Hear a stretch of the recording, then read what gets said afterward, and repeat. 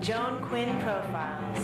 As an editor for Andy Warhol's Interview, the Los Angeles Herald-Examiner, LA Style, and Detour magazines, Joan covered the social set, the Hollywood hotshots, the international art scene, the mysteries of food, the excitement of travel, and the fabulous world of fashion. Joan continues to find creative people on the cutting edge who make things happen. Here's Joan Quinn. Hi, I'm Joan Quinn, and welcome to the Joan Quinn Profiles. Waiting to be profiled are operatic tenor Steve Grabe and artist J.T. Burke. And he did this portrait of me on the set today, so we'll talk to J.T. later. Tenor Steve Grabe was born and raised in Southern California. He was active in his high school music program as well as the athletic department. He earned a Bachelor of Music from Chapman University in Orange, and he studied acting at the Professional Actors Conservatory in Orange as well on a full scholarship. He was very busy in his high school music department. Doing what? To what extent? Well, I was in band. Started off as a trumpet player, and then French horn, so you played trombone, tuba. Oh, you do? You play all those instruments? I did. Now, you have to ask me, did I play them well? Did you? I played them so well that I actually became drum major. So what's a drum major? It's the guy in the front with the big long baton. That's what I wondered. Yeah. And what do you do? Why are you so important? Do you have to know how to play all those instruments? No, but I had a lot of fun doing it. And then what happened is, you're in high school, so the people retire as they go on to college. And so I just thought I'd try out for that and had an absolute blast. So you conduct during football games. I would basically I would run the rehearsals, and I'd be in charge of getting people arrangements and stuff like that. So you do have to know a lot about music to be the drum major. You're like the conductor then, right? I was the conductor, yeah. Yeah. Oh, I see. I just thought you just marched back and forth. Yeah. Well, band. I used a mace instead of a baton, and so for parades you did that. But then you had to prep, and my high school choir director was fantastic for that. He would sit back and he would let me teach the band. And, really? And it was fun. So you just get to trial by fire, and then when I got too far gone, he'd get me back on track and everything. Were you involved in all this music because of your family? Was it a family kind of thing? Yeah, but I didn't know.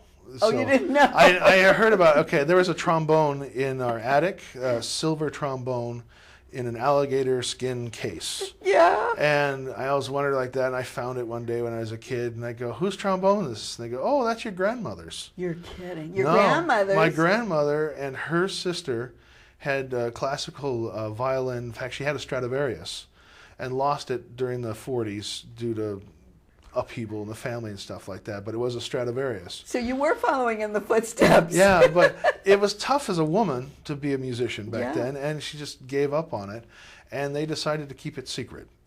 Is that right? And they said they didn't want me to go through that life. Oh, they didn't want you to be a musician? Well, what do they want you to do? Be a shot putter and a swimmer like you were doing? No, my dad did that in military academy and stuff. Oh, he did that too? Yeah, he was a tri-state champion. Oh, so you were following. You're following in footsteps both ways. Yeah, it was fun. Oh, my God. I just didn't get to throw the javelin, that's all. So when did you start acting? Because you won that professional scholarship. No. Because of that. I was always in choirs and band, and so in band I became a drum major. It was fun. You got the best costume, everything like that, a great stick. So that was sort of fun. And then when choir was great. I remember I spent I think my senior year singing. One of the greatest things in my high school, we spent an entire month singing instead of going to school. Oh, how great. So it was great. And were you singing tenor? Were you tenor? I've always been a tenor, except with soprano, alto, tenor. And it was great. When I was talking about the acting, but okay, did the acting come before Gilbert and Sullivan or after? Yeah, in 6th grade, I was up for my friends pushed me in to do a play. And it was Let George Do It. And so I was up for the play, and they just said, you're going to do it. And there was a little girl that, because nobody else auditioned for it, she auditioned for it, and she came back and talked to me. I got it because I was a boy. I think that, you know, Not that you were a great I sing actor. and everything like that, but I had a lot of personality, and that was fun. And so she came back to me, like, I think we were junior in high school, and I met up with her, and she says, you stole that role from me. And here's this beautiful girl, and she could sing like Barbra Streisand. Oh, she was a great singer too. Oh, yeah, yeah. Oh, yeah. well, but you went on to the opera. Did Yeah, she go on to the opera? I don't know. Well, here we are with Gilbert and Sullivan, because I thought that was pretty interesting with opera a la carte. Yeah. And so what happened to get into acting was partly that is that I found out I'm sort of a ham on stage. Singing in choirs was great, but it's much more fun to be in front of people and doing stuff. And so with Gilbert and Sullivan, I did a community production, and we lost the Sir Joseph Porter, who in essence is the Major General character. He's the old man. Major General, yes. Yeah, so he plays all those roles. And so he saw me there and he asked me to join his company, and so I went in as a chorus member. I actually stayed there as a chorus member. So you learned all the operas, all the Gilbert and Sullivan Not all operas? close. I think But there's many? 3 I didn't do. Is that right? Yeah, and it's so fun. Well, I know, I love them. I was so sorry when Doyle Cart closed. Oh yeah, well I got to work with Donald Adams, who was the Mikado in Doyle Cart. He was the last Mikado. Isn't that fantastic? Oh yeah. Though? But you must have learned so much. You know, yeah. Because I had done Pirates of Penzance, probably 100 performances of Pirates of Penzance. Is that right? Just in the chorus. This is before I got the acting thing really going. And we had different guys doing the Major General, and well, actually Richard would always do the Major General, and then Donald Adams would play the Pirate King, and he was 70 when he did the Pirate King. Is that right? But we had always had, you know, young bass baritones do it. And then one of my last performances, he came and did it. And he's 70 with his hand shaking, holding the gun at General Stanley for the big orphan scene. That's There's a so wonderful. great. And he delivered those lines like I had never heard before in my life. You don't call that opera, though, do you? It's opera-like. It's I mean, it's opera-like. operetta. So how did you then get into like grand opera or opera? I don't know how to differentiate. Actually, this worked backwards. I was out of school. I'd been singing in choruses, and then you get life hits you after college. You got to figure out what to do. Right. And so I'd given up on singing and stuff like that. Oh, you had? Yeah, I gave up for a while, and it was horrible. You just realize I took 3 years off. Because you singing. knew it was your passion. Yeah, I loved it a lot, but you're not really getting anywhere. And so my wife said, well, here, why don't you try this community theater? They're doing something called La Traviata. And so I went in. I go, well, I'll just sing in the chorus. It'll be like everything I've done. Chorus, right. And then I got a phone call and said, well, we want you to sing the lead. No. Yeah. Is that how it started? That's how it started. What community, in what area? This is in Duarte. Oh, in Duarte. And they had a wonderful, wonderful program going. Everybody could do it, and so then that's how you really got started in Yeah. opera? Well, how did you learn the lines? You had to learn, I mean, there you are. You're singing the lead. How did you learn it? oh, the first one was not fun. We had one month, and I had sung in Italian and Latin in college. Oh, so you knew, you had the sound at least. Yeah, but then chorus, that's 3 minutes. Traviata's 3 hours. And Alfredo's not the largest. Violetta's the really big role in that. But Alfredo has substantial amount of singing for somebody who hasn't sung in it. So I learned that first one. I learned it by sound and everything like that, and got through that performance. So And it that was showed all me. phonetic, because you couldn't know the words and Yeah, what was but the going melodies, on yet. the Oh, melodies, I know. and I got to tell you, Verdi is so great because Verdi, he gets the emotions and these peppy tunes and these sorrowful moments, and so you could understand what was going on. So your acting came in handy. Yeah, yeah, because I had people explaining to me. You'd find the translations, but you have to sing these operas by great composers. You have to sing them in their languages. You talk about a great composers, and you're now working on with Wagner's work. Yeah. That's pretty heavy duty. Yeah, one would say that. Fantastic, though, right? Do you yeah. love it? Do you sing in German? Yeah, I do now. Yeah, and right now I'm working on Die Walküre, and I'm prepping that because people said you are a Helden tenor. You should be doing this. I know. And so Helden tenor. Back when Wagner was writing it, there were no Helden tenors. So you can go with a full dramatic. What's type the tenor. difference? It's about cut and the timbre of the voice. You So change it? You change you your can voice, modify it somewhat, yeah. The language changes it. I The see. music changes it. I see. But also, it's just the kind of instrument I have. I have a horn-like instrument. So that's the difference in what do they call timbre? Yeah, the timbre, you can call it color. And the Wagner orchestras, you've got to cut through a lot more.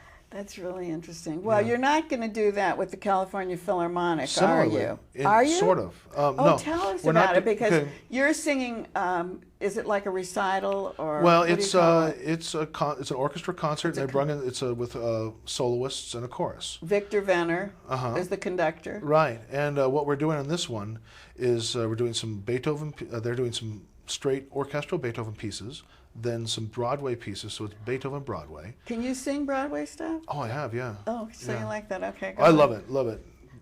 But my size in Broadway, I end up being a comic character. Also. I see. So But then Victor we're is doing the conductor. Yeah, and then we're going to finish it off with the last movement of Beethoven's Nine, and that's great. 'cause And how many of you will be singing? Well, it's a chorus, we obviously. have just about almost a 200 voice choir, and then we have the 4 soloists and a wonderful orchestra and conductor. So it's going to be a wonderful time. One of the things that I noticed about you is that you like to dance. You dance with your wife. Love it, love it. Ballroom dancing. Yeah. But did you do something where there was a ballroom and then you were singing with the dancing? Yeah, I Tell did. us about that. That was pretty different. The one of the choreographers from Dance with the Stars came to our studio. He was friends with the gal that owned our studio. I see. And he decided to put on this thing called Ballroom Glitz. And so what he did, it's called Pro-Am. So they would work, the professional teachers would do routines with their students.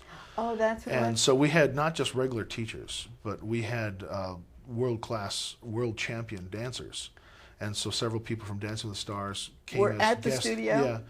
And then world champion dancers would do routine with their students. And what I did was I sang just Torna a Sorrento with a couple that had won what's called the Tens, which is they had won all 10 ballroom dances in 1 year. And so then what did you, they danced They to danced, the music? Yeah, and we had the accompaniment recorded, and then I came out on stage in tails, and then they danced sometimes around me. I worked to the side and stuff like that, but they just this glorious waltz. And then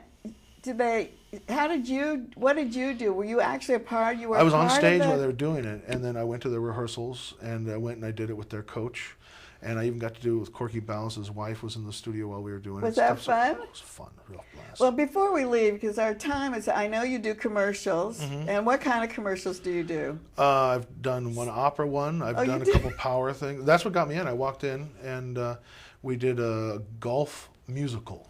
Is that right? Where- Oh, yeah, that's fantastic. Yeah, so where I was on the sidelines, and we talk about the hero in this one was trying to make a putt, and his caddy, and they'd miss it, and everybody would comment on it. So it was operatic in the sense of being through composed and sung, and then we did it. And the other ones I've done have Just character stuff like that. But mostly Yeah. character stuff. Well, I'm so glad you came in today. Sure. I loved having you. And the one thing that I thought was so great was that you're an Eagle Scout. And you say you are an Eagle Scout. You always are, yeah. You never were. It wasn't like, Sort of like I being was. not quite as tough as being a Marine, but you know, yeah. Kind Eagle of, Scout, yeah, I thought that was great. Yeah. And so I thank you so much for coming on Oh, today. it's an absolute pleasure. And don't go away, because we'll be right back with artist J.T. Burke.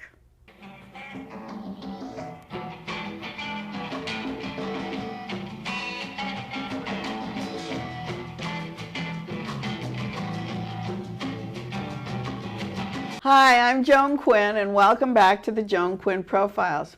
I'm here with photographer, collector, artist J.T. Burke, who was born in St. Louis but raised in Hollywood.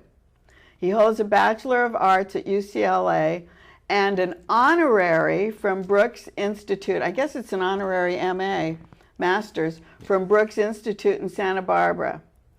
He studied design and photography at UCLA and went on to do commercial work. What kind of work actually was the commercial work? It was every food ad you have ever seen in your life. Really? We did food photography for everyone you've ever heard of. I shot all the Pizza Hut ads for 100 years. Well, you have to tell us then, because food photography is really phony, isn't it? It's a pack of vicious lies, Joan, is what it is. But what do you do with the food? You have a stylist, Oh, obviously. well, actually, my wife, my partner, is my stylist, Lorraine, and we worked together for years and years. Did she do the cooking? Yeah, if you want to call it cooking, that's a sort of a, I don't know that I would call Yeah. it cooking.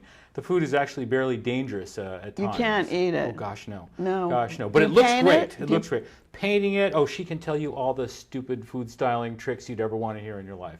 I think that's so interesting. It was fun. We did that for a long time. We did stills, we did TV commercials, we did a lot of that kind of work for a lot of years. And did you use a regular camera? What kind of, did you Big use digital camera, or big? well, digital eventually, you know. But when you first started? Oh, when we first started, it was, Ansel Adams. You put the things Yeah, I in love that. over your Did head, you? just like that, yeah. When you were at UCLA, you worked for the newspaper and did these collages and things. I did, actually. I went to school, and even though I always wanted to be an artist all my life, I was very pragmatic in school. I was a design major. I wanted to get a job getting out of school, but so much of the work that I did naturally gravitated toward these collages and toward putting these fantastical things together. And that was where I got started doing the kind of work I'm doing now. But with commercial, you couldn't do that. No, you had to couldn't. be very straightforward. Well, you did, and after a while, we did the studio photography thing for a long time, and eventually we changed our business and became a stock photo agency. What does that mean? Well, okay, stock photo agency, so if you need a picture of a pizza, you could hire me to come out and take the picture of that pizza. But, people have taken pictures of pizzas for years and years. So rather than reinventing the wheel, you could just license a picture that already existed from somebody like us. So I called Jeff. Yeah, I want a absolutely. pizza picture. Called Food Pics, and you'd get a pizza picture, and then we had a lot of other kinds of pictures too. But did you take all those pictures separately to start a bank? Oh, Is that well, what they do? weren't Or you're actually, saying- most of them were not my pictures. They were other pictures that so- other photographers gave us, and Oh. so I was their agent. Oh, I And see. we So did that you for a had long the time. bank. We did. I We mean, started, Lorraine and I, my wife and I, started the stock photo bank together. Oh, that's great. Is it like Getty Images? Well, or in fact, something? we did a lot of business with Getty Images. They were our They biggest called partner. you, or you called them? or what? They came after us. So, we had the best food pictures, and then eventually we had other lifestyle pictures and things like that too. And so, Getty Images was a partner that we did business with for a long time until we sold the company. Then what happens with something like that? If they get a picture from you of an apple, Yeah. who gives you the? Who gets the credit? Well, there's a very long line, so it says Getty Images, Picture Arts. It's all Burke like that? Trillo. Yeah, it's a. You have to long mention credit all line. those people if Oh, use you it? do. Well, everybody has this deserving of their credit, right? I Come on. know, but if you're going to use an apple for my card, Yeah. it's my name. Yeah. Where do I give them all that credit? Yeah, or do I that's just pay it for? You work it out. You work it out. You do. But when I was doing that stock photo business, I started trying to get back into doing the things I had done in college, which is all that photo collaging and stuff. And it didn't work out so well for commercial purposes, which is why eventually we decided that it was time to be done with the commercial work and start doing what I've always wanted to do, which is the fine art. Well, but the fine art then was a journey, an artistic side of what you were doing. You had to decide when you could take that, right? That's when you exactly could right. decide. That's exactly right. Something And give up all the money, give up the business. Well, yeah, it gave up. We did the commercial work for so many years, but there comes a point in your life where you just decide, this is what I really want to do now. You can't keep working for the man all your life. So what you do is then you show your work at galleries. I do. I'm very fortunate. This body of work that I've got here today, we have a 3-show tour. I know, that's fantastic. The first one was in Barcelona just a couple of weeks ago. We opened had a great opening at a wonderful venue in Barcelona. Did you go to Barcelona? I did. And then the other one was where? Now I've got next week we're opening in Santa Barbara. at Brooks Institute. Well, tell us, Brooks, I know, is just like the best photography school, isn't it? It is. I'm very fortunate. Do they have a gallery? They have a very large, very lovely gallery just off State Street on Coda Street, and that's where the show is going to be. And then my last show will be at the end of August in Bristol, England. And that's fantastic too, to go to Bristol. I mean, people go to London, people go to Leeds, but Bristol. Well, I have an agent who lives in Bristol, who, Bristol is a great city. It's a big city. Well, and the Banksy had a huge show there last year at the Bristol Museum, and it's quite an art center. So I'm looking forward to having the show there. I've never been there before, but I'm looking forward to it. That's so great. Yeah. I'm so excited about that. In the 90s, we talked about camera, film, old style, old school work. Then you had to go digital, right? Had to go it is the biggest blessing photography has ever had. You believe it? Digital. Absolutely, absolutely. For what I do, because what I do these days is not so much about taking the picture; it's about making the picture. I start out with little pieces, and I composite them together digitally to make the new picture. So you can do that on a computer? Absolutely. Where you couldn't do it with film, probably? No. Or different with film? Well, back in the old days, there were no computers to do it on, and then eventually when computers and Photoshop and other software products were first around, you could do it, but boy, it was tough. You had to shoot the film and have it scanned and then put it together in the computer. Now, you take a picture, I walk in the other room, I open the picture up on my computer. If I need something else, another element, I go back in my studio, I shoot it, walk back over to my office, pop it in. I love it. Digital is a wonderful, wonderful thing for photographers. It's great for you to talk about it like that, because it took me a long time to give up my film and my little Instamatic camera. Oh, I know, and I still have lots of film cameras too, When did the mechanical botanical start? That was the first. It's a series. It's a series of work. That was the first series that I started on in '06 when I first stepped away from commercial work and started working on fine art.